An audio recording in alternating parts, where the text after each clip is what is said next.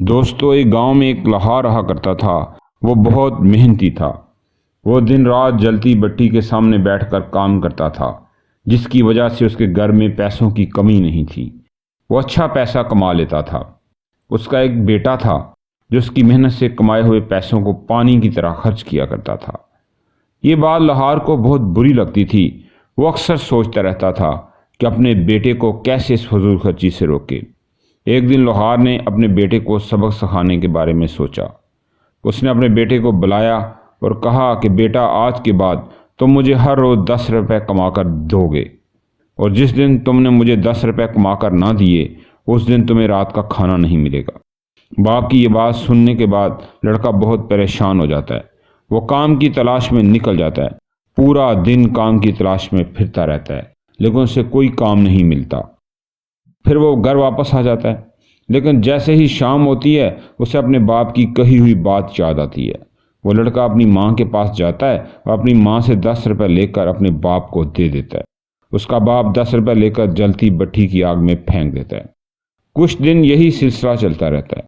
وہ لڑکا روز اپنی ماں سے 10 روپے لے کر اپنے باپ کو دے دیتا ہے اور اس کا باپ وہ 10 روپے جلتی بٹھی میں پھینک دیتا ہے۔ ایک دن اس کی ماں اس کو پیسے دینے سے انکار کر دیتی ہے اور کہتی ہے، بیٹا، تم روز مجھ سے پیسے لے کر کیا کرتے ہو؟ ہر روز میں تمہیں کہاں سے پیسے لا کر دوں؟ جب بھی تمہیں ضرورت پڑے تم اپنے باپ سے پیسے لے لیا کرو۔ ماں کی بات سن کر لڑکا پریشان ہو جاتا ہے۔ وہ ایک بار پھر کام کی تلاش میں نکل جاتا ہے، لیکن وہ کام تلاش کرنے کے بعد بھی سارا دن اسے کوئی کام نہیں ملتا۔ وہ مایوس ہو کر گھر کی طرف واپس آنے لگتا ہے تو راستے میں اسے ایک بوڑھا آدمی دکھائی دیتا ہے، جس کے پاس لکڑیوں کا ایک بڑا سا گٹھا تھا اور وہ کسی کا انتظار کر رہا تھا۔ وہ لڑکا اس بوڑھے آدمی کے پاس جاتا ہے اور اسے کہتا ہے، اگر آپ کہتے ہیں تو میں آپ کی لکڑیوں کا گٹھا آپ کے گھر پہنچا سکتا ہوں، جس کے بدلے میں آپ مجھے 10 روپے دے دینا۔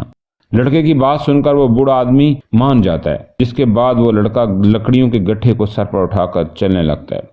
لکڑیوں کے گٹھے کا کافی وزن ہوتا ہے اور وہ لڑکا اتنا وزن زندگی میں پہلی بار اٹھا رہا ہوتا ہے، جس کی وجہ سے اس کا بدن پسینے سے تر ہو جاتا ہے اور وہ بہت زیادہ تھک جاتا ہے۔ لیکن جیسے تیسے کر کے لڑکا اس لکڑیوں کے گٹھے کو اس آدمی کے گھر پہنچا دیتا ہے اور وہ آدمی اسے 10 روپے دیتا ہے۔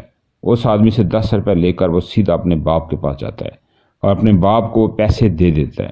وہ لوہار 10 روپے لے کر جلتی بٹی میں پھینکنے ہی والا تھا کہ وہ لڑکا اپنے باپ کا ہاتھ پکڑ لیتا اور کہتا ہے، ابا جان، شاید آپ کو پتہ نہیں یہ پیسے کتنی محنت سے آئے ہیں، آپ ان کو آگ میں پھینک رہے ہیں۔